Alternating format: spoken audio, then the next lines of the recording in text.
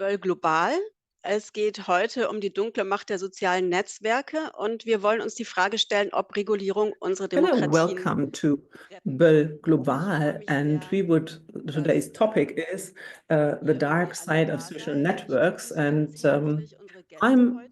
happy Ihr könnt and would gerne like to eure welcome Kameras our anmachen guests. You can und euch turn on your zeigen. cameras Philipp and show your Albrecht ist faces. Co-Vorstand der Jan Philipp Stiftung. Albrecht is co-chair Vor of the einem Jahr foundation. In 2012 war er 2012, he was europäischer appointed rapporteur of the Datenschutzbeauftragter und European Verordneter der Parliament for EU-Behörden. Und the wenn man sich das for mal the EU's anschaut General Data und Protection angucken Regulation. möchte, And if dann you want to take a look at it, you should Democracy actually im Rausch der watch the Daten. documentary Der wird hier gleich Democracy in den Chat oder gestellt, der Link, Democracy im damit Rausch sich der jeder sehen Daten, kann.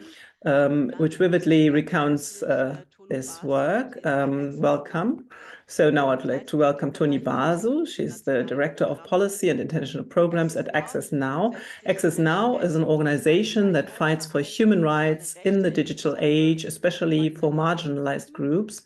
Und zuvor hat sie And she Open previously Government worked Partnership for the für Open Government Sicherheitsprojekte Partnership and on beraten numerous unter projects, where she also UN-Women und der provided Weltbank. Ist jetzt consultation, Europaabgeordnete including the und UN sie ist Women auch and the für zivile World Bank. She's Gesellschaft also active in several civil society initiatives in setzt sich India. dort für digitale And Rechte there she is promoting vor allem auf digital Grassroots-Level rights, ein. especially at the grassroots level. So welcome Dann to begrüße you ich as ganz well. herzlich Then I'd Markus also like to Beckedahl. welcome Markus Er Beckedahl. ist netzpolitischer He's a Aktivist digital und rights hat activist and journalist. Netzpolitik gegründet, He founded die the Konferenz uh, Republika blog mitgegründet, Netzpolitik.org bloggt auf and the Republika digitalpolitik.de, conference with reagiert others, and now regelmäßig in blogs at digitalpolitik.de and regularly comments on digital developments in the media. Many of you might Ich begrüße know him ganz from herzlich Felix television, Karte. and I'd also like to welcome Felix Felix ist Karte. Politikunternehmer He is a policy und entrepreneur, Vizepräsident journalist, and Technologie und expert on Europapolitik. technology and European Zurzeit politics. ist er Fellow And he is bei der currently a Mercator senior Stiftung und fellow at beschäftigt the dort damit, Mercator Foundation, where demokratische he is Modelle zur working on Regulierung digitaler developing Technologien democratic models for the einzuführen und regulation neue of digital Formate für technologies and Gesellschaftsrückhalt designing new formats in der for social Digitalpolitik zu participation in entwickeln.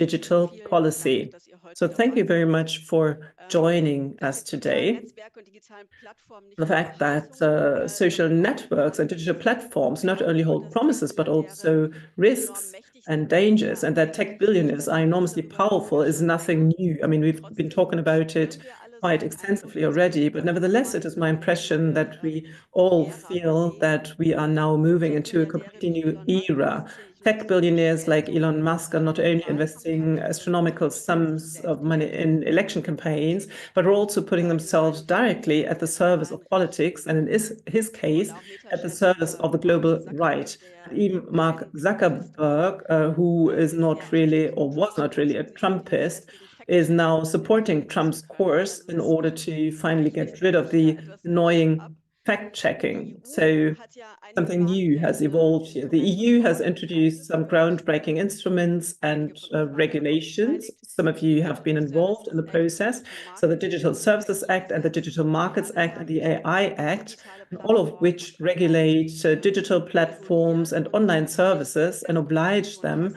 to Hassenszene effectively ebenfalls combat bekämpfen, disinformation, um hate, and demokratische Werte incitement in der in EU order schützen zu to können. protect Allerdings democratic hapert es values an within der the EU. Umsetzung However, the mancher Schritte. implementation Und viele is running into demokratiebewegte problems. Menschen in And many Deutschland people who are und concerned about weltweit machen sich democracy Sorgen, and in was mit Germany, der in Politik Europe, and und der worldwide are Meinungsbildung worried macht, about wenn what it does to Tech-Milliardäre politics and public derartig opinion forming when tech und wenn sie billionaires dann noch influence quasi politics to mit such der an EU extent, and when it zusammenarbeiten. doesn't even seem to work properly Was muss with getan werden, damit resistance es or with klappt? countering that. Und wird es So auch what getan? needs to be done to make it work, and will it be enough? This is what we Und would like to zum discuss Ablauf, today. ich werde erst Just briefly on the einige format. Fragen selbst stellen First, I would like to für ask 60 a few Minuten und questions dann öffne ich myself for das 50 für to die 60 letzte minutes, halbe and Stunde then I für would Fragen open aus dem up the Publikum. discussion for questions from the audience. Schreibt eure So please Schreibübungen write your gerne in den Chat. questions into the Und chat. wenn jemand And Übersetzung if benötigt, you klickt unten need den kleinen Globe-Button interpretation, you can click on the globe at the und dann bottom, and übersetzt er then in you Englisch. can choose the Gut, respective dann würde ich language. gerne erstmal eine Well, Runde machen now I would und like euch to alle go fragen, around first and aus der ask all of jeweiligen you Perspektive, die ja what, in from eurem Land your auch ein bisschen perspective, unterschiedlich which ist, of course is always a little bit was different,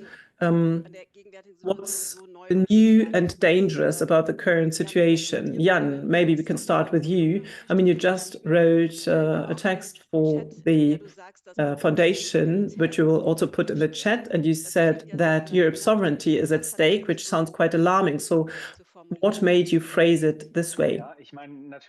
Well, of course, it's not completely new. The platform operators are not always working according to public interest, but based on their own interests. They want to generate money through advertisements that are being shown on their platforms, and then you use a certain dynamics to do that. So they thrive on things that are not really desired by society, like disinformation or maybe also hatred or discrimination.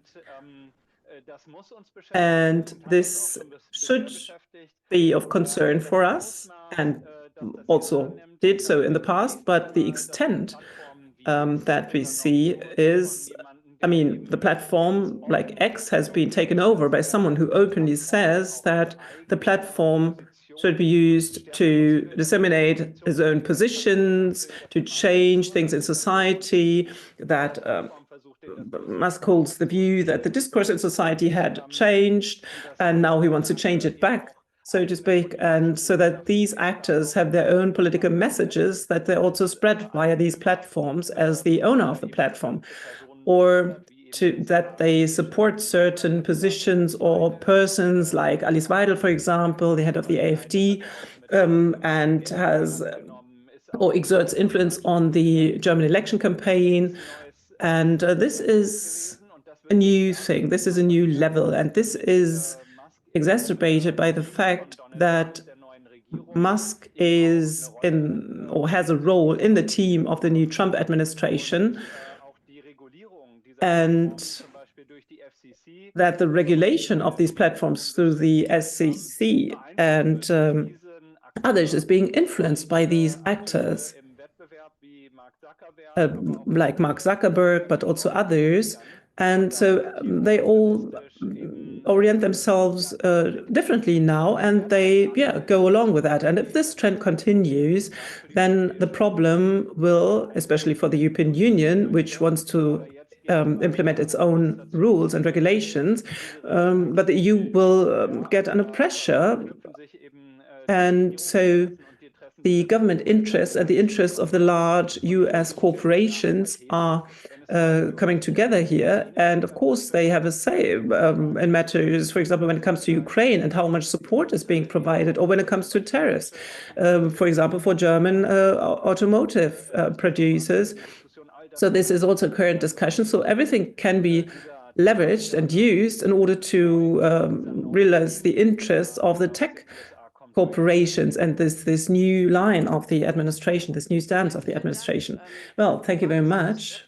Markus, maybe you could add to that, and also from the German perspective. I mean, at the time you already wrote when Musk took over X that you would have liked a better grip of the EU regulation. So obviously this should not have happened. And I mean, we have put all your contributions into the chat for the audience in order to continue reading there. But what would you like to add?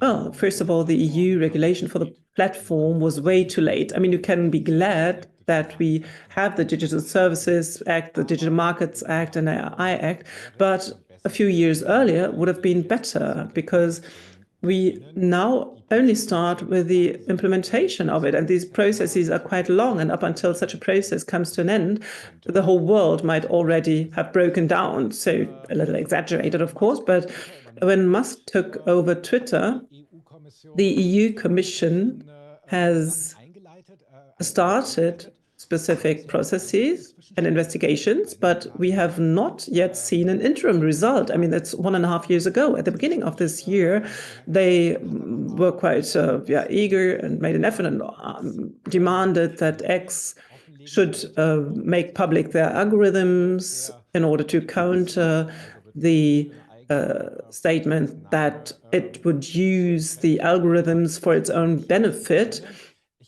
But I was wondering, why is this very important investigation coming so late and not 1.5 years earlier? Because this was well documented in great investigative books, in many articles where the participating people have clearly explained, and also former Twitter employees have clearly explained that this is what happened. And now people are trying to do something, but they also want to postpone it because they're afraid of taking it up with the US government.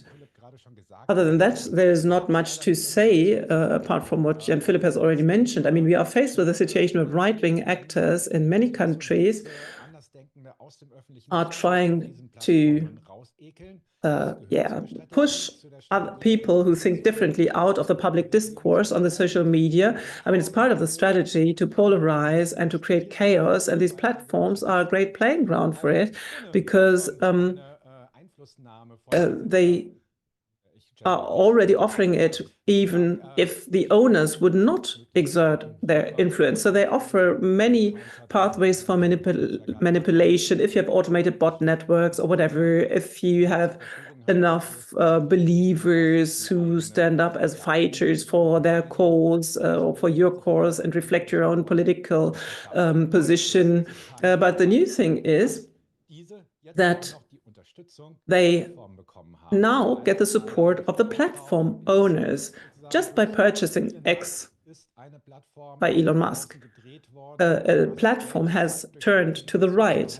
Elon Musk shows in a communication behavior what is possible, and he's basically the role model for many others. His destructive, ideological, conspiracy narratives, which are then being taken over by others, Mark Zuckerberg, through kneeling in front of Trump, so to speak, has proven that you can not only do away with the fact checkers as a symbol, but you can also change the rules and regulations, which has not been attributed with much attention to. So racism or hatred is now once again allowed under certain circumstances, and this has already been utilized, and this has already led to more hatred and incitement and the pushing out of more progressive and opposing voices. So there is the quasi-acceptance from the top, and so the right-wing strategies and narratives that are now being supported by the platform operators. And this is an unholy alliance or coalition, so to speak.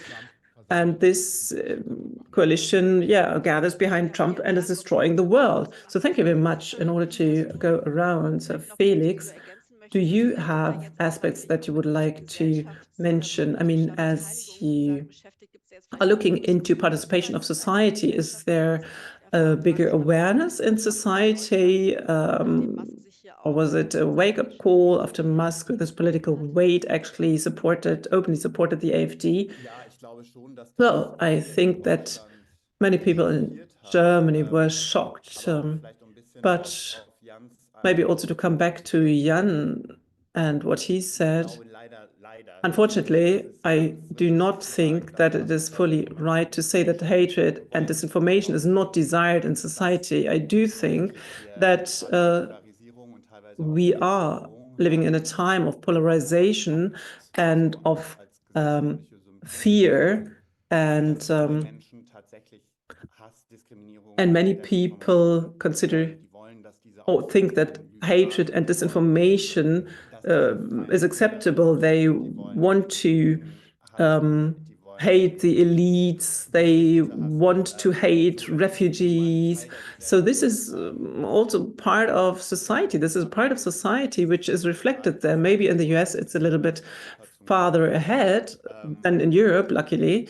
But I think that the implementation of the digital rules, the DSA, is when it comes to the more blurred categories of disinformation, everything that is not clearly illegal content, that the implementation there will be much more difficult because we have really toxic waters into which we would then go, because Musk and the AfD always try to turn around the victim perpetrator side. So they say the others would be the censors who would like to censor content.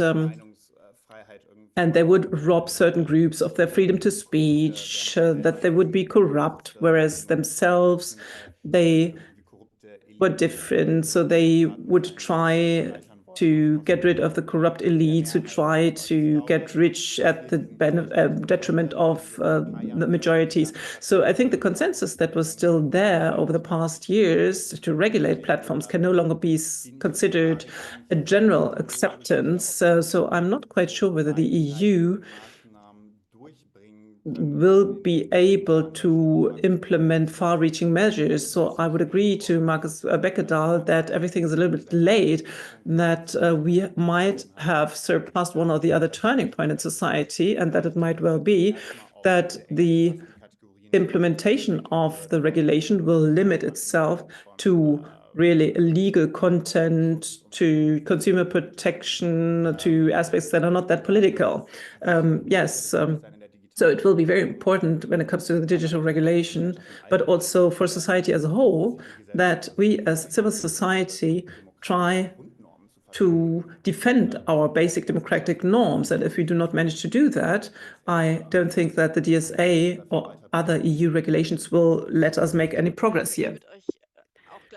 Thank you so much. I'd like to give you the opportunity to react on that in just a minute, but in order to complete this round, Tona, over to you. You have focused on the global perspective, not only on the EU, but as well globally. What do you think has happened or shifted when we look at the global sphere? Because years ago we have seen that Facebook has been made responsible for the genocide in Myanmar, and then afterwards fact-checking was taken a lot more seriously. So is this something that gets lost for the global level? What do you see happening there? Danke, Laila. And I'm going to speak in English. My Deutsch is definitely not good enough for this this conversation, but easy to follow these three, because I agree with so much that they've said that is you see in Germany, also around the world. I mean, what is new is the explicit alignment of some of these tech platform owners with policymakers. I mean, the photograph yesterday of Musk sitting in the Oval Office and having the sham of a press conference is a good example of the kind of, how closely they are working, tech firms and policymakers. But importantly, and what is really going to have impact globally, is that they always functioned as monopolies, social media platforms. But if Musk were to sort of, his attempts to buy OpenAI or put a bid for TikTok, the tech monopolies just extend much further than just social media platforms. And that synergy and that entire conglomeration would be extremely dangerous for democracy, for just world peace, for society as we know it. I think the second is as you're saying, in Germany, in Europe as well, certainly in the United States, the politicization of free speech was never new. Right? Everyone, politicians on the left, right, they would always politicize it. But what we're seeing, especially in the US, of the big tech companies enabling that on social media. So for instance, there's allegations that the AI and the on X is allowing far right views to be perpetrated on the platform. And that could have significant consequences on upcoming elections in many parts of the world, not just here in Germany. So that's something that we're seeing extensively. The wider global context, Felix talked about how it wasn't a perfect world before the social media platform, certainly isn't now, but there is growing democratic decline. I mean, if you look at the democratic decline over the last 16 years that we've seen is tremendous. There are more countries that are becoming authoritarian. There is anti-minority, anti-immigration rhetoric in some countries, and social media platforms enable that. And in a lot of places around the world, EU at least has whatever initial frameworks of regulation. Other parts of the world do not have any form of content governance and holistic content regulation. There aren't even holistic data protection initiatives. The EU has the GDPR. So it becomes much worse globally. And finally, the pathways of manipulation, in a way that Marcus was also talking about, shows that there are this is very tied to other places also where there lacks regulation, AI in particular. I was at the AI Action Summit earlier this week, hosted by France. And it is evident the geopolitics and the role of the US was so prominent there that it all became about innovation and acceleration and not at all about any kind of safeguards or risks. So what we saw on social media is worse now on AI because all of these social media platforms use AI that is opaque and that is manipulated in the interests of owners and platforms. And this is worse now than it was even a few years ago. Ich würde gerne noch mal nachfragen. Also wenn ihr reagieren möchtet, I'd like to ask, Beck, if you want to react on what's been said, please just raise your hand. No problem whatsoever. I am just reading that the QAnon voices have become a lot louder on X and are much more closely intertwined with the right-wing extremists in Germany. So how does this takeover of those social media help and facilitate networking over the far right worldwide? Is this something new, or is this something that one could observe early on? You say that those platforms really are the loudspeakers of those people. Is this a new element, or have we seen that before? Felix, maybe over to you. Well, the networking is definitely nothing new. I would say that the new far right has come to rise over the platforms, and what we see now is a narrative alignment between the MAGA in the US, the extreme right here, the Kremlin, and the propaganda machine. They all have the same talking points, the same strategies that they put forward. And they do abuse the platforms in the same way. They do network and push each other. So we see that whenever Musk invites or retweets far-right psychos here in Germany. So this has happened for quite some time. This is why we have come forward regulating the platforms in order to stop or break down those democracy hostile movements. But this unfortunately did not work out. And the true problem, I think, is a communication policy problem. I do not think that platforms through Musk, he has recovered a few of those right-wing extremists that are free to speak on the platform, and then he has made some voices on the war of aggression in Ukraine. But in general, over the platform, I would not say that the problem has not exacerbated per se. But what I do think that through his power of communication, the legitimization for hate speech and incitement through the Trump administration and the intertwinement of policymakers and big tech companies, many people feel supported and driven to go along with that hate speech. And I think this might become mainstream, like parties we see in Germany, the AfD, the Alternative for Germany. I think that this is a boost for them, apart from technical devices or possibilities. Let's move on to regulation. You've said that this has appeared a bit too late on the political scene. It's not well implemented, but maybe to Felix, because this is your field of specialty. It all seems to be quite technical, everything that has to do with regulation. It's not very easy to understand. So could you possibly break that down to us in the world of regulation? What are they supposed to do? How are they supposed to work? And what do you think they can avoid, and what are they not able to prevent? Put it in a nutshell. I try that. Okay. What we can call a paradigm shift when it comes to regulation, like DMA and DSA in the EU. There is a movement of an ex post regulation where we try to reduce damage, but damage has already been caused.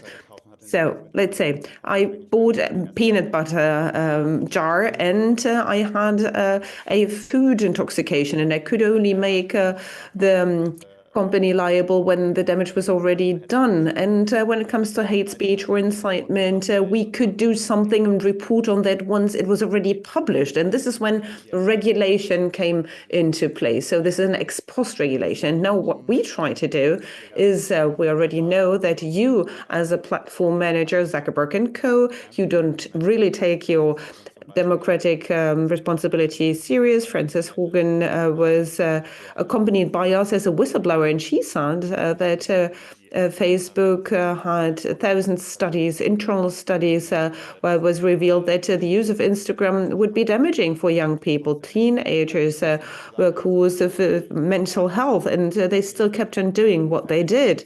So we know that you are not a reliable source of information, and proactively, we want you to show us the measures that you take in order to avoid damage being done in the democracies, in order to prevent the damage from happening.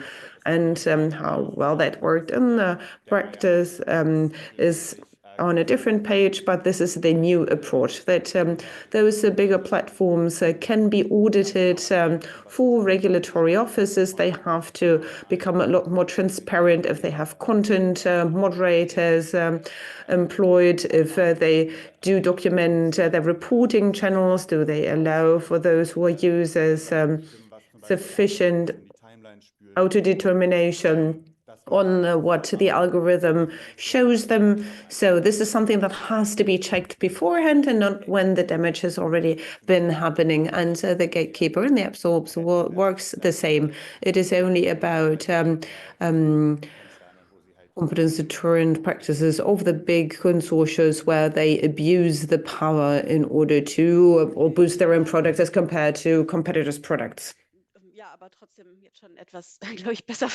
Yeah, I think it has become a bit clearer. What do you think, where are we like in when it comes to the problem with implementation? What needs to be done to ensure that the European regulatory authorities implement the regulation? So it's not only about trying to reduce damage done, but a more proactive stance so that big tech companies have to report on their plans. Is this already a problem that they do not report on their plans, or where is it that we have to see more? Well, Felix, a few of those very important instruments have been shown by Felix already, so it came late, but at least it is there. And Ton has already said so that in the international comparison, it is a very important step that the European Union took. And it is valid and efficient because it still is the biggest interior market or domestic market in the world. And when we look at the competitive antitrust law, we have seen that first progress has been made, Facebook and WhatsApp are being brought together. So there have been examples where the European Union has shown that they are able to effectively regulate, even when it comes to the implementation, but it does take some time. And this is the main problem. I think many of those enforcing authorities are controlled federally, and the DSA, it goes down until the smallest provincial offices that have to be prepared to face big consortia like Facebook or Google. That doesn't really make sense, and it doesn't give the impression that it works out too well.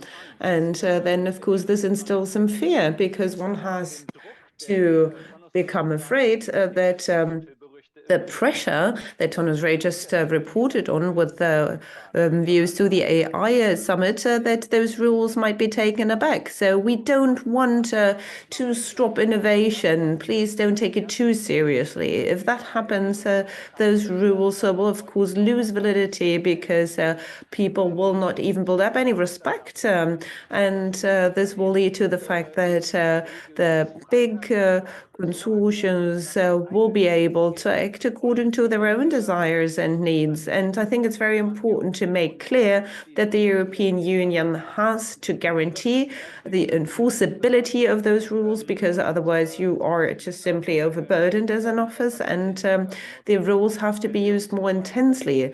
If we only were to think about a platform like X, Markus already mentioned it in his remarks. They have a proven evidence of not being neutral when they forward communication from user A to user B and C, so that the original approach of neutrality, the neutrality mode, is not guaranteed. And this is the basis for the right that those platforms try to claim. Because apart from a media group like Springer or the Bild-Zeitung, the tabloid paper or the Spiegel, they do not have responsibility for, or the liability has not been assumed for everything that is posted. They can say we have nothing to do with it. We simply transport content from A to B. This has been originally done by the telecommunications office, so the cable is neutral and the operator does not look what is happening with it. So this is not the case with the platform of X. This is a huge media group, and therefore they would have to have the liability to live up to their expectations as well when it comes to the regulatory authorities, and it would have to make liable for someone like Musk for everything that is published there, and to go down that road to effectively go into the enforceability, the implementation of right and law. This is what we expect from the policymakers, but what we see here increasingly, because the U.S. regulatory offices know it, that they try to shoot some bullets against the EU policy to prevent them from doing the same. And can you briefly say, I mean, you mentioned that the regulating authorities are too slow. Why is that? It's the EU bureaucracy, or can we speed things up? Well, according to EU bureaucracy, I would say it could be done quicker, because the initial intention of the EU Commission, for example, when it comes to the implementation of the DSA, was that it should be implemented much quicker. Very often it's the interest of the member states, and in particular of the German federalist structure, that this effective implementation is being slowed down, because we say, well, media competency is at home in Stuttgart or Saarbrücken, so in different parts of Germany, and due to our basic law and our federal structure, we cannot change it, and this slows down things. And this also leads to a situation in which small federal states or small member states of the EU need all the competencies for the analysis of the Google algorithm. So this is insane. Even a EU authority would have difficulties in paying for all the experts and implement this. And the European heads of state and government and the EU Commission, of course, have to ask themselves whether this is the right approach. Markus, or Felix wanted to say something. Markus, could you go a little bit deeper regarding Germany? So the main authority is the Federal Net Agency. Could you tell us who's responsible for what? We've already heard the federal structure is problematic. So what should be done in order to simplify it and to speed things up? Well, the reform of the federal structure is, of course, a great path, but maybe the least realistic one. So our old structures here in Germany should become a little bit more effective. I mean, I'm not clearly capable of mentioning all the regulating authorities that are responsible for the implementation of the DSA or the DMA. So, of course, the Federal Network Agency is the Digital Service Coordinator. They have 20 positions currently. They were wishing for 70. The German Bundestag took too much time in order to approve the 70 positions by a specific law. So this, as such, has already taken too much time through disputes within the former traffic light coalition, and now they are not yet effective. And the Digital Services Coordinator is basically the national contact point, but also the coordinator of the different regulating authorities, of the land media authorities, which also have a difficult structure. So I unfortunately cannot give you all the details about the Landesmedienanstalten in Germany, because the complexity of the bodies is really overwhelming.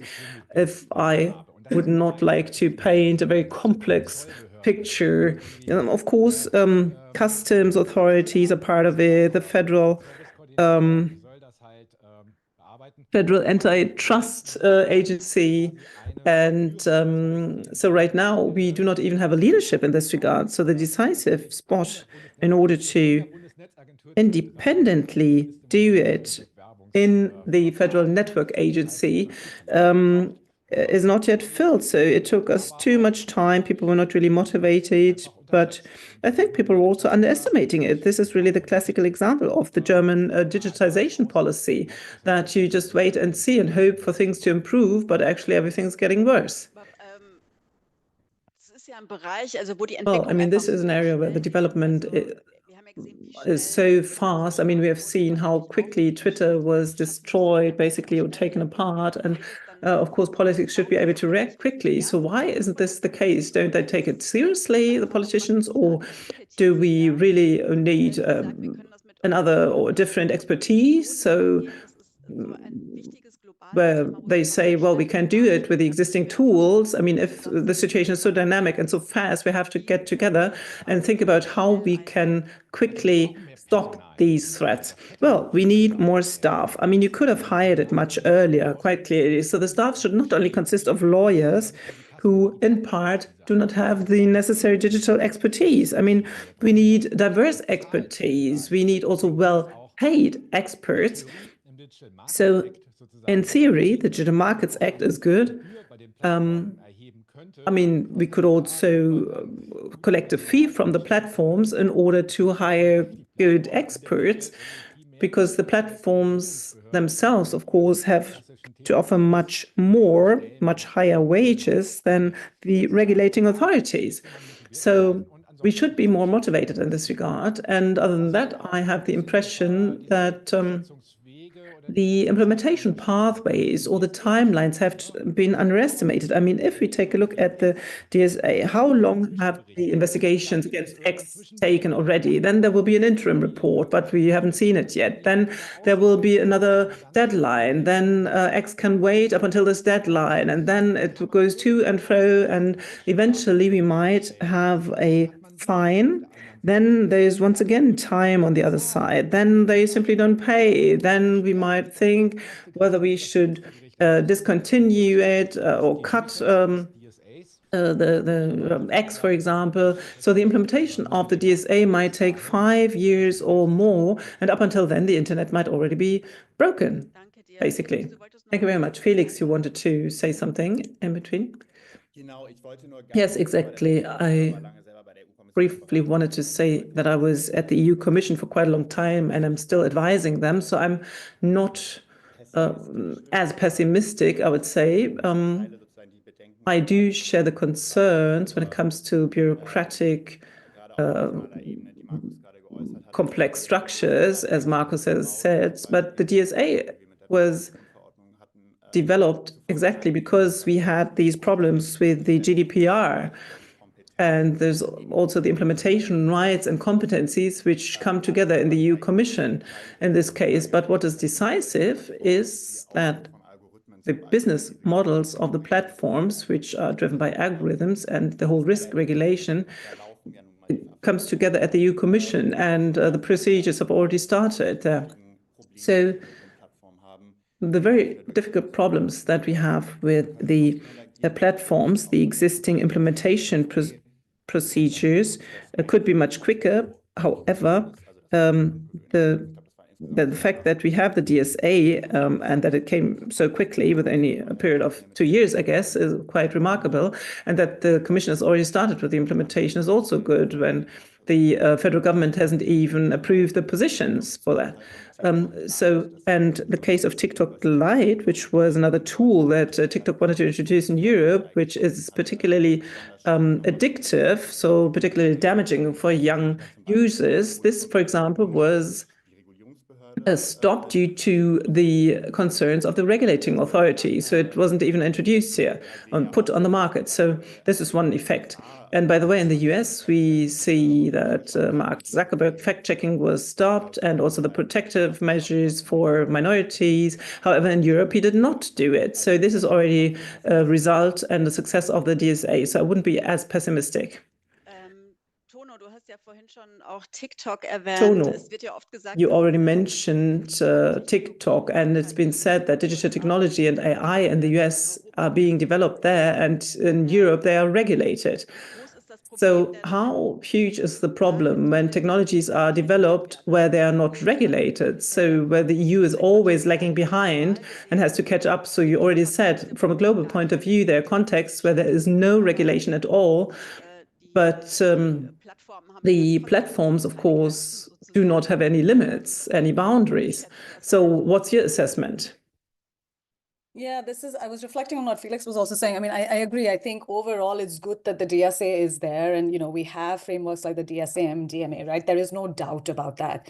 But where Marcus is right is like the long implementation gap is equally important to consider, just because of the pace at which technology is developed. I think across the world, the pace of regulation is far, far behind the pace of the development of technology. And by the time you have a framework that you're just very, very proud of, like, well, now you have, 5 other problems to think about. And your technology and your regulation becomes sort of, incomplete. But I think one of the sort of, the 3 things that are currently lacking, including, just I'm bridging between where you all are in terms of Germany and EU and globally. One is there is very little sort of understanding globally around certain global standards around platform regulation. We see that in AI as well. There are probably like 7, 8, 9 different conversations around global AI governance. In platform accountability, there are even fewer, but they're just all separate. But these separate sort of conversations is also what platforms then take advantage of, because you're coming to the EU and you're like, well, this is going to happen here. And then in the US, you're trying to push the US to use diplomatic tools against the EU for having a conversation on regulation. In other places, like in the global majority in Africa, there are so many countries, as I said, which don't have regulation at all. So a global standard or a global governance infrastructure is incredibly important. And right now it is missing. Just as you said, a lot of these platforms are based in the US, they operated on a certain law, and they're able to send out their technology, operate across different markets without any accountability. And I think that's a problem. The second is, and this is sort of coming back to the US and the kind of back to the EU, we're seeing a little bit of a Brussels effect. In Access Now, we call it a Brussels effect globally, where a lot of countries are jumping in to regulate platforms or the risks brought up by platforms, but without that being integrated or embedded in the rule of law. So, we're seeing countries shutting down platforms right before elections. There is blocking of platforms before elections, before exams. Every time there's a protest, countries close down because they have no regulation. And so what's the answer? Censorship. And why? Because, we don't have regulation, but look, platform governance is such a big thing. EU is doing platform governance. We want to do it too. Let's shut it down. And there are other places where, so in the US, for instance, there are legislative proposals in the last time round in Congress and the Senate were discussing around the Kids Online Safety Act. And, there were all kinds of doors to be opened around censorship, around data privacy, around protection. And again, it is dangerous when you try and emulate a certain regulation without, again, being embedded in the rule of law. We've seen this in anti-homosexuality law in Uganda, anti-gay legislation in Russia. So that, there is, what's the answer, legislation, but not understanding the links to rule of law. So that's the second point to consider when thinking about sort of global implications here and the kind of conversations that these sort of platforms have started. And then I think, the one other thing to consider is you can't think about platform regulation without thinking about frameworks of free speech. And in a lot of countries, especially outside the EU, the principles of free speech in and of itself are at risk. In a lot of places, questions around even the basic protection of free speech, civic participation, human rights is under risk, and that immediately has an effect on platform accountability. So I think finally to say, I think there are certain principles on platform governance, and almost like, and I'm happy to share this in the chat, we've come up with a rule of law checklist that no matter where you are, you need to think about certain things like an impartial judiciary that helps sort of underwrite platform regulation. You need to think about sort of mechanisms of participation, of community participation, civic participation in these conversations. So there's almost a checklist to think about as you think about platform accountability, because it intersects in so many places. And there, you begin thinking about legally mandated transparency of source codes, but also about the ways these corporates are structured, due diligence obligations, as well as, effective remedies around accountability and grievance redressal, which again are missing in a lot of places of the world. So, just to conclude is, I think regulation is good. Regulation needs to keep up with the pace of technology. And so, we need to think about those things, but also thinking about global principles that can then govern regulation across different contexts, because every context is different, but there is a global norm that needs to be set and conversations that need to be had. Danke. Also Plattformregulierung kann nicht getrennt werden von Fragen von Thank you. Rechtsstaatlichkeit. So platform regulation cannot be disconnected from the rule of law, from democracy and the obligation to guarantee a rule of law. So coming back to the question if regulation can really save our democracies, I think the interim balance is that it can make a contribution, but all by itself will not be sufficient. And of course, in this very highly polarized and fragmented order, or disorder rather, how do we come up with common principles? This, of course, is not really that easy, but coming back to the question what the civil society has. We have talked extensively about a field of policy making. It has to become a lot quicker. It has to develop a certain sense of urgency that is underlying. But Felix, you are dealing especially with the participation of our civil society. What has to change or improve here? And maybe link to the question, if the civil society, apart from a few expert NGOs, do they really have the necessary KI and technological skills? We have mentioned that briefly, that on the policy level, it's hardly ever to be found. How is that working out on the civil society level?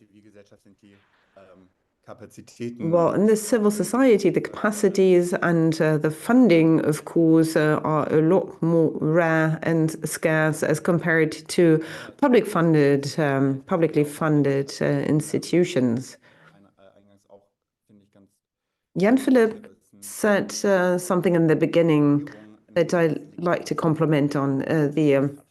The regulation has a huge problem of legitimization in Europe because, first of all, because we do not have the best possible economical situation, and we've seen huge campaigns of big tech here in Europe, in Brussels, that do say that regulation is hindering innovation, and we have this movement, this wave from North and South America coming over to our continent. And I think in that context, it is very important to bear in mind when we look at Musk with his Doge Department of Government Efficiency, where he tries to restructure parts of the US administration, that he is not all about efficiency and growth. It is rather to be compared to the playbook of Orban in Hungary, trying to politicize public institutions and instrumentalize them against the political enemies. And I think this is extremely dangerous. And of course, the antitrust and competition is important when it comes to growth in Europe, but I think with views to the fetishization of deregulation is something that is taking place. And we open doors and windows open to new ideologies.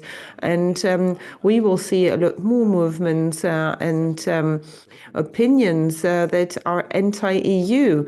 And when we talk about the domestic security and immigration, the AfD, the far-right party, only has some solutions, but with views to what is happening now in the regulatory market or the deregulatory market, rather, that they will try to fill this gap. And I think this is a very difficult situation now for the EU, a very ambiguous situation.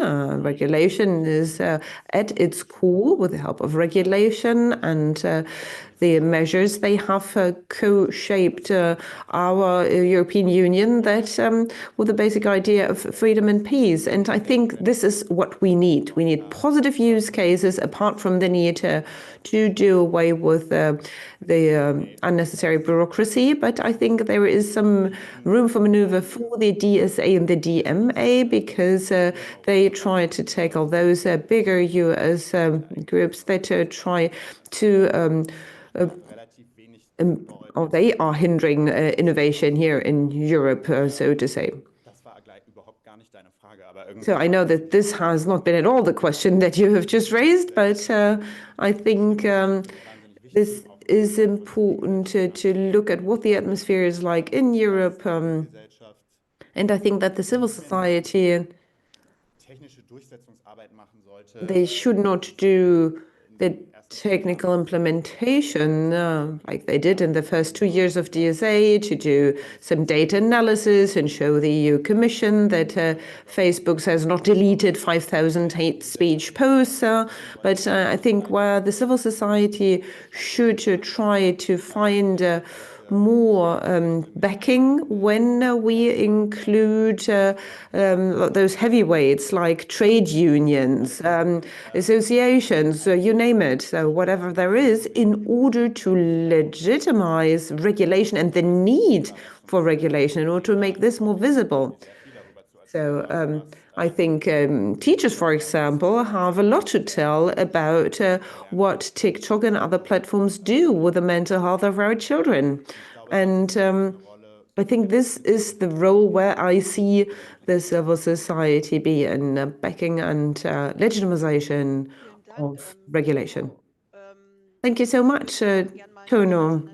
I would like to ask for alternative platforms, open source platforms on the European or international level. Is there any opportunity, any chance that alternative platforms could challenge the now existing monopolies, or do we always risk to have them take over or infused by other platforms?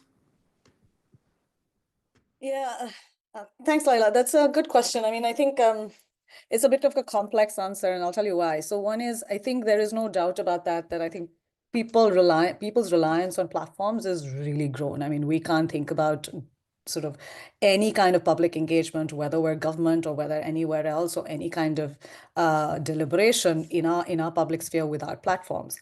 But there is no doubt about that I think, we all know that there is a loss of individual control on it. One of the options that people are really discussing is decentralized social media platforms, where it is autonomy is based is shifted to the user. There is greater transparency in how they are owned and operate, and there is a commitment to creating safer spaces for users. And I think that's good because us as a user, we want to have control on what we see. We want to choose our provider, and I think more of a safer and an autonomous digital environment is good. So I think as a whole, I think having some of these decentralized platforms as options is certainly a good step. However, and this is where we need to sort of problematize it a little bit, we can't just say that alone is what is a silver bullet, right? In English, what we call a silver bullet is this is the answer to everything. I mean, I think first is having these decentralized platforms won't mean that the big platforms will go away. and the need to regulate them will go away, right? I think even if we have alternatives, it is important to keep our eyes on the need for regulation for social media networks and these platforms. I think another point is that even when we have decentralized social networks, things like content moderation is a centralized exercise. And so, there is an instance where for the need of content moderation, there will need to be some centralization of the user experience. There will need to be some centralization of just how it works. And I think that in and of itself is something that we need to reckon with. And I think that's something that will come into play when we discuss them.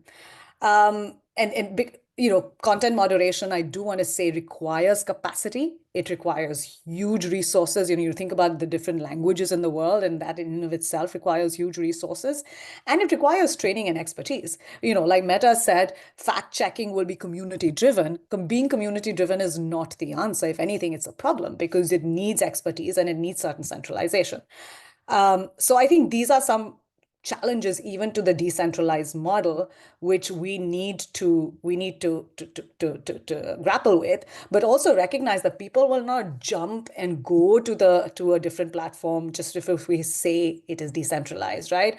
What the platforms have over us as the users is that the cost of leaving is much, much higher than the cost of staying. We see that with X right now. A lot of people, including myself, I'm like, I don't engage, but just the cost of leaving and the community you've created and the conversations that are there is high. So, one of the solutions that I think that people are talking about is the need for better interoperability across these platforms. So, you're allowed to migrate from one to the other, keeping your contacts at play, keeping your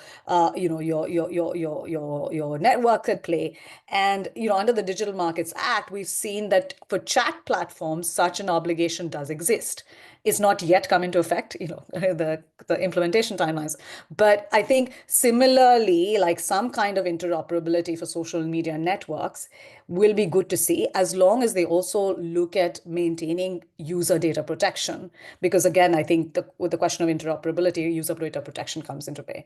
So I think that's something to think about. And I think finally, even in thinking about alternatives, I think the balance we need to see is government intervention, corporate self-regulation. And there is a balance. We've seen corporate regulation, self-regulation too far does not work. That's the current affairs of today. Too much government intervention is what people are now saying is like killing innovation, etc. But I think there is possibility to strike such a balance, and such decentralized models may be a way to help strike that balance further. Das Problem mit zum Beispiel rausgehen aus X ist ja Yeah, auch, the dass problem is when you're leaving X, then you have different public, or see different tilting point. So for the German audience, they said the AfD would be a red line. For others, this might have happened earlier, or they did not act whatsoever. So I think it might be a problem if all migrate at the same time. So if you leave X, you might lose an international audience or another platform, something else.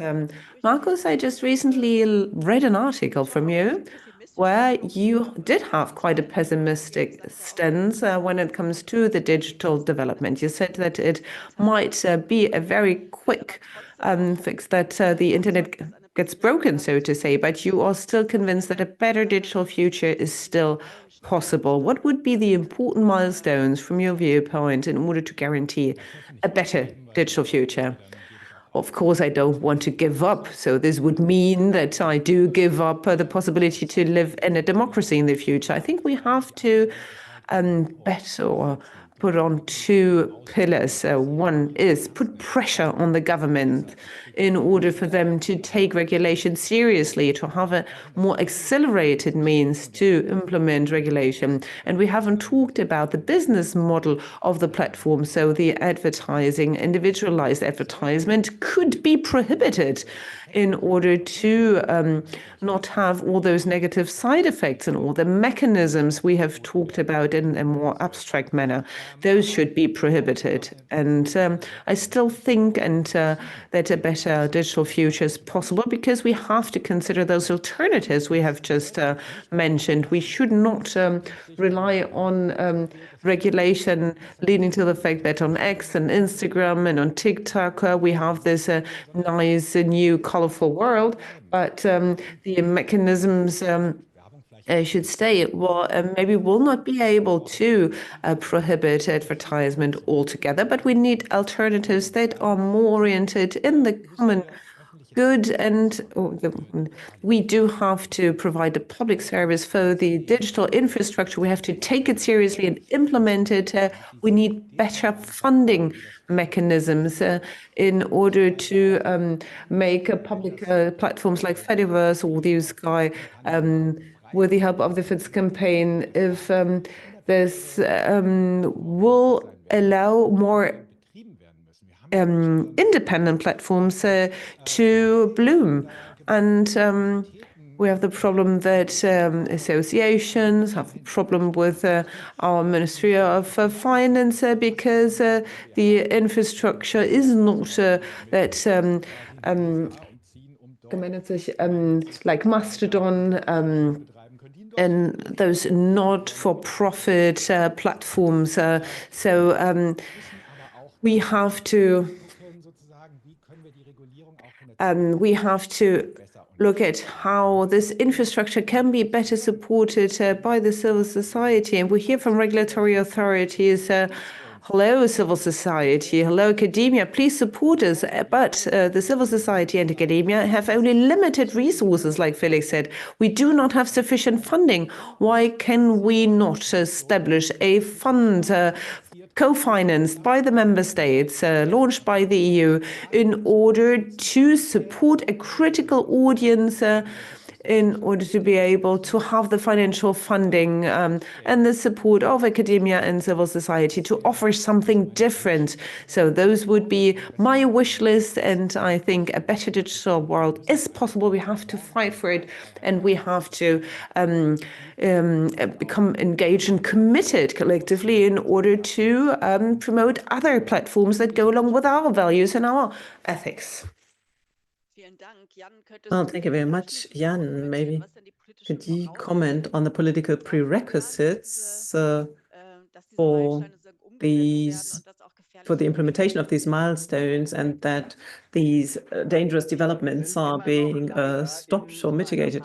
Well, I think, unfortunately, we are still in an orientation phase of politics in this new world. I mean, I do not want to use the term Neuland from Ms. Merkel once again, but we are still in this new world in which cross-border regulation is necessary. So apart from diplomacy, this is something new. It is a world in which we, in the digital world, have to come to regulation at all, whereas in the analog world, many regulations had to be done away with, but now we have to create regulation for the digital realm, which are quite common in the analog world, so that public places and public roads are available and belong to the community, to the general public. I mean, this is not really the case in the digital realm, and we have to discuss that. How can we make sure that this is the case? For example, if we talk about railway networks, I mean, we have worked on these railway networks so that they are interoperable, as we have heard from Tonusri, that we have the operators using the same network. So this is based on rules, on regulation, and we always had to regulate against the interests of individual companies. For example, the doing away with the roaming fees. I mean, everyone wanted to do away with these roaming fees, but it took us quite a long time because it was quite a good income source in Europe. And now the topic of interoperability or interconnectivity, which is very technical at first, but this is very core issue which determines how we want to live together in this digitized world of today. And politics needs to understand it, first of all, that these are basic rules that are needed. And if this is the case, it's like Marcus has said, many things are thinkable. And I would just like to say that with regard to European alternatives or public broadcasting platforms or whatever, there are two alternatives. For example, the Council of European Public Space and the Beyond Platforms initiative. I'm not really knowledgeable with regards to both of them, but these are things that we have to look into as civil society organizations, because they've been working for 15 or 20 years in these areas. They're trying to create the respective perspective, but usually it was deemed rather naive. And I think we have to come to the point that it's not really naive. It is really about look at it in concrete terms and assess how can it look like from a regulatory point of view, as well as with regard to new initiatives, maybe also private initiatives. How can we bring them into the right direction? And then more is possible than we see today. But to do that, we need to convince everyone in politics that this is no longer only network politics or internet politics or digital politics. It's the fundament, the basis of our community and of our life together. And this is what we are actually discussing here. Oh, thank you very much. We do not have any questions. Maybe it's a good sign. Maybe you were all very clear in your statements. We only have one comment which I can read out. I would like to point to a new tool for everyone who concretely want to do something against disinformation or hatred with the Digital Services Act. A new right for users has been created. And in eigener Sache so www.appealcenter. www.appealcenter.eu and EU Commission. This is a link that my colleague has put into the, or can put into the chat on the digital strategy of the European Commission. Wenn es keine weiteren Fragen gibt, If there are no questions, I would like to ask you if you would like to add something very pressing or urgent. And in the meantime, I can tell you that yesterday I was with a group of international diplomats, and the Brazilian colleague told me, well, we are much farther ahead than you when it comes to digitization. However, you have to be careful. You have to be a much more proactive and progressive actor in these areas. But please be careful that your general public does not become totally populistic. So do not try to follow everything that the right wingers are doing. Try to do it differently, because other than that, it will be populistic through and through. And he said Brazil in the past was relatively unpolitical in the public sphere, and now everything is politicized, and this is not good for a society. So this was just meant as some piece of news from Brazil. I think we can learn a lot from other countries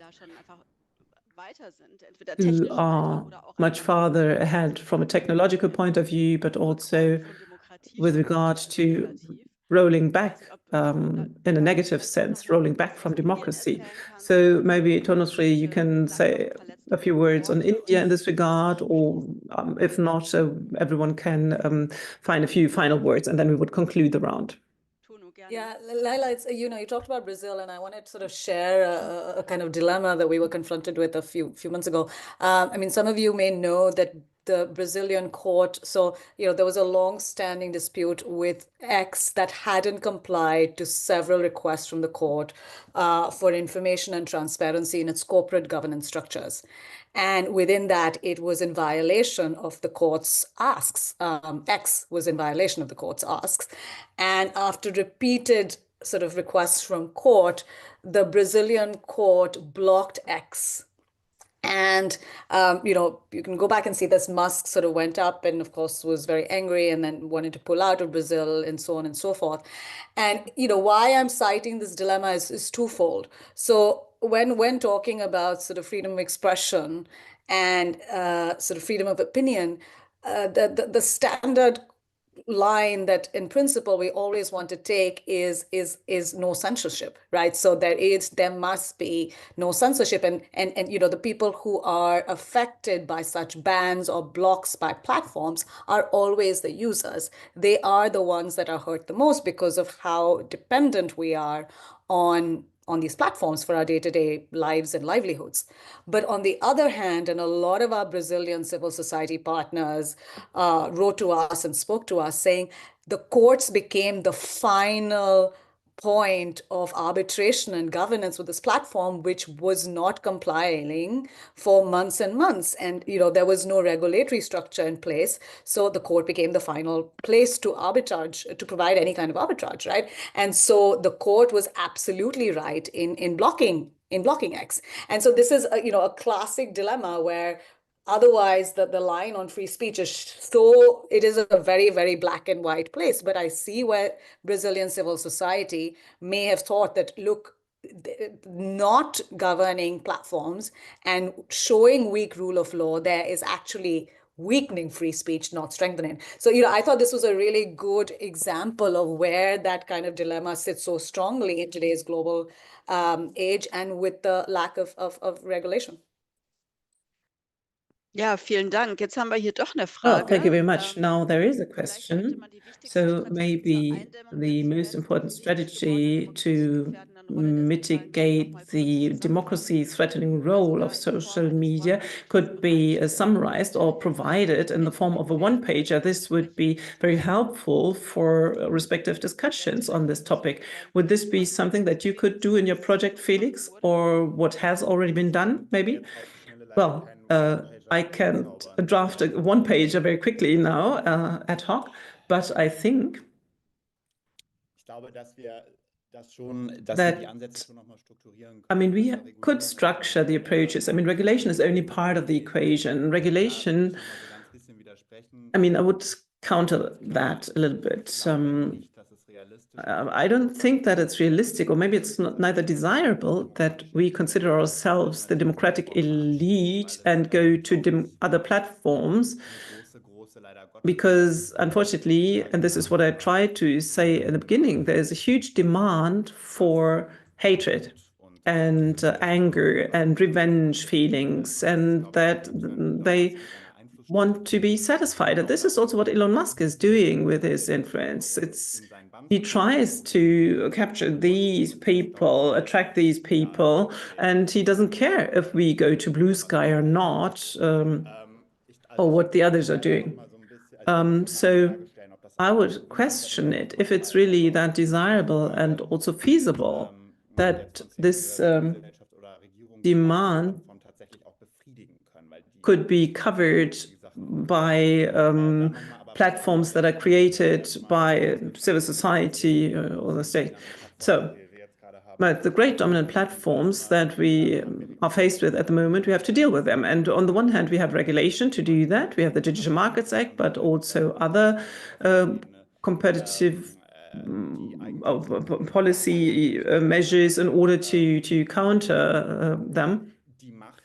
So the power of these corporations and this massive approach to break up these ownership conglomerates and whatever, this is what the DMA is good for. So, and then we have to use the instruments like the DSA in order to, within the platform, can protect basic rights, user rights, or the integrity of elections, for example, by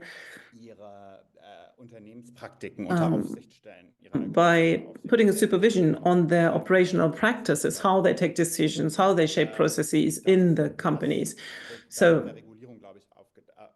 I think this already covers this section of regulation, or this part of regulation. But we're not independent in our digital public from these platforms, but also our possibility to grow and innovate. I think 60% of the cloud infrastructure is controlled by these companies. And we also have to create pathways for alternative innovation basics and structures in Europe, and we need an innovation and industry policy for it. And the third aspect is, in my view, we need to learn to communicate better, much better. I mean, as democratic institutions, we communicate in a way we would like to see the world. So the EU Commission is publishing one statement after the other and celebrating its successes. However, nobody wants to hear them. And large parts of young men, for example, as part of society, are massively going away from it and running towards authoritarians because they have certain emotional needs for leadership, for identity, which we as the more progressive people could not take care of. And I think we have to make a realistic assessment of what do people want to hear. Do we have to use more podcasters or influencers? How do we have to communicate with people in order to get to them? And the last thing is to defend the OER against the campaigns of the right, and also to make media offers also in Central and Eastern Europe, because they're under economic pressure, but also under political pressure by these authoritarian. Many thanks. I have received another question. In the US, Parler was like a right-wing platform that was prohibited. This question is not a question sent via the chat. I was sent it privately. So what kind of an impact has this on the far right? Do not they have the feeling to be more excluded from the discourse and become more hostile? Here in Germany, we're talking about a possible prohibition of our AfD party. So may this not cause more problems for our democracy, Markus? I thought this might be more a question for Jan Philipp, but well, the prohibition of the AfD. I do not really have any understanding why we find excuses and more excuses to not do that, because we obviously have an anti-constitutional party that break all the rules and go just forward. And this is a sign that we send to the outside world that it's fully legitimate to play against the rules. And this undermines the my trust in our rule-based order and the democratic institutions. Jan, you want to follow suit? Yeah, prohibitions are always a controversial issue. And since in a free democracy, we do not want to shrink spaces, but at the same time, a democratic, rule-based government has the responsibility to take our basic values very seriously, and whenever they are overstepped and violated, to voice prohibitions or restrictions. And that, of course, this does not go along with the political gusto, but simply means abiding by the rules and abiding by the law. And this is where our state has to become better in to reflect those playbook rules that we have seen throughout the centuries, where things when youth protection is violated or other risks or dangers are implemented and enforced, that this can be done at the same level with anti-constitutional platforms or parties. At the same time, we have to be very clear that the outreach is only restricted to the own country, to the own partners, and that democratic countries are a minority. Only 1/5 or 1/4 of our global population lives under democratic rule. And this is why we have to try to convince others that those are the rules and values we want to apply. Thank you so much. This might be a very good concluding remark because we did not receive any further questions. And with that, I would like to thank all of you, to all the panelists. Thank you so much to our speakers, to the audience, to my colleague Luisa, who has organized the whole event, and last but not least, to our team of interpreters. And I would like to attract your attention to our next event on Monday, taking place from 3 to 4 p.m. And it's about the Trump's crusade in his new administration. This might be of interest for you as well.